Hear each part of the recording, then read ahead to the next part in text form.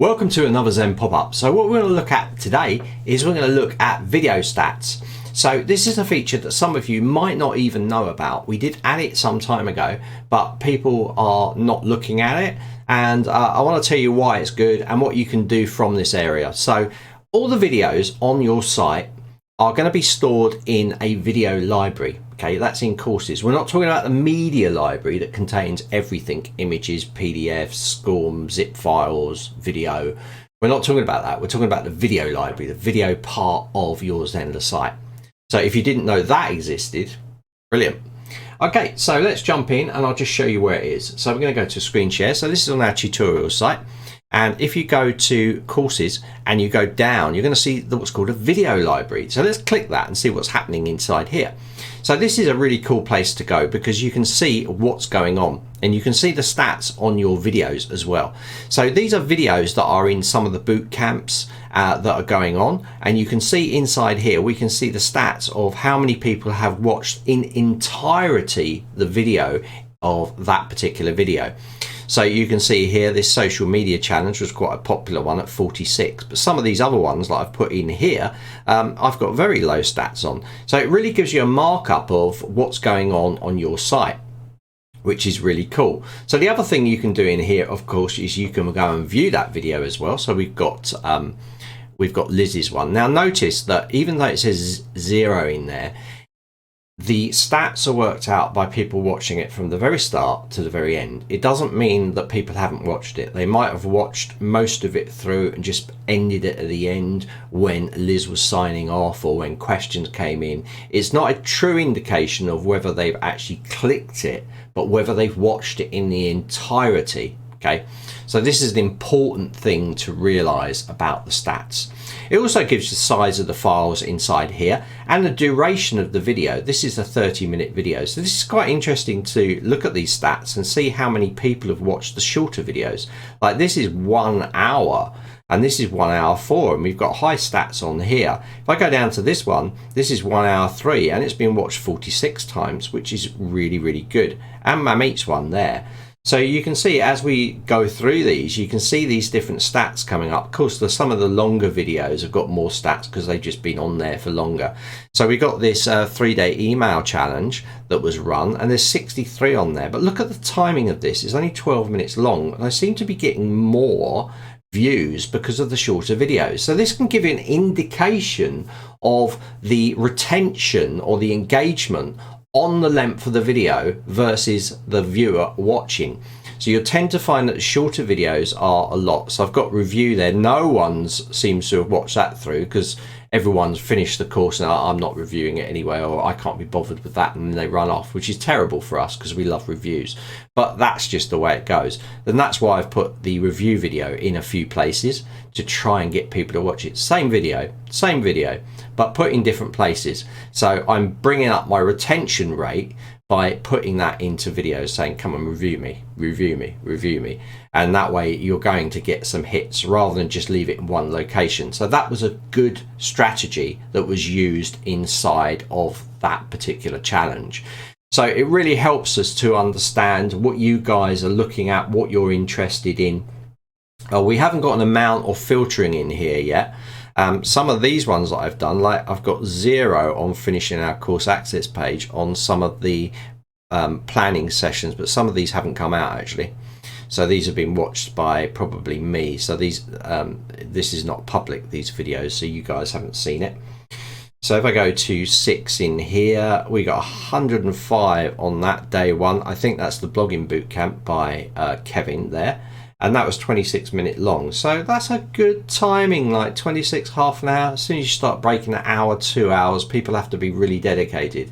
Now, the thing about it is I don't really care. It's like if I'm offering a workshop on something that goes from A to Z, I want to make sure I'm covering everything. And it's going to be a long video. Let's face it, it's going to be a long video, but it covers everything and it's in detail.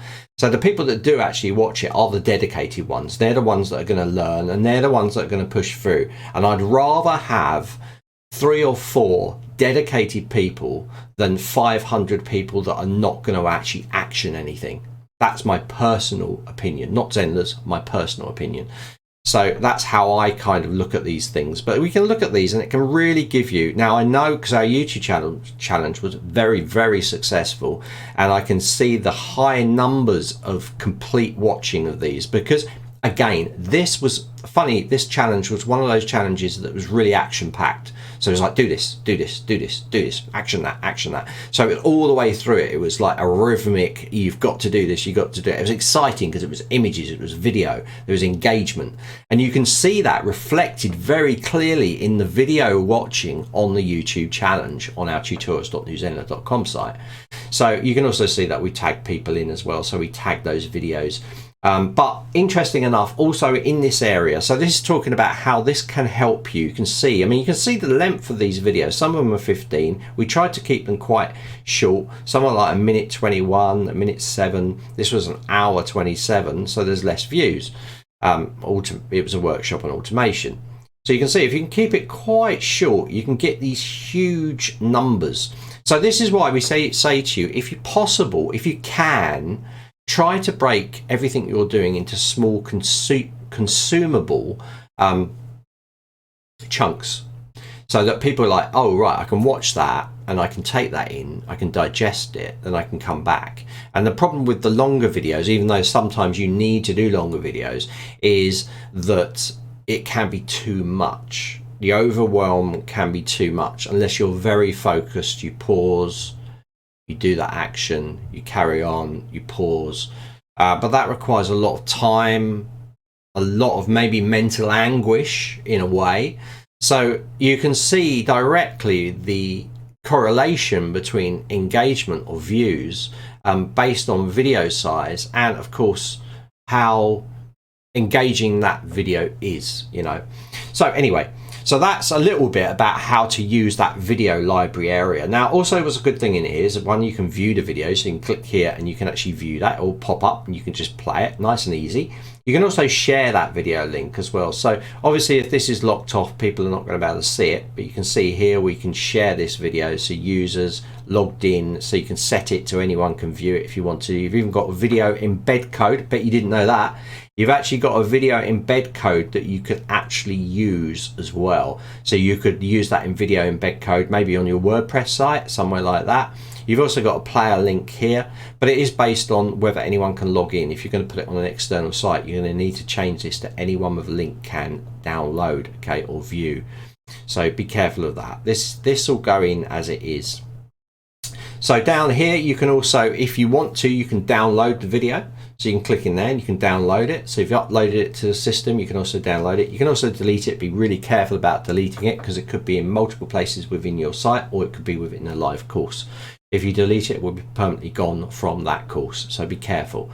And you can also go in and edit it as well. So if you go into the edit button here, you're going to see that you can update things like the thumbnail. So for Liz here, this is quite a good photo anyway, but I could come in here, I could choose a new frame, or I can upload my own custom images. So if I played this like this, and I chose that one as a frame, I could select that current frame and it would be replaced inside here.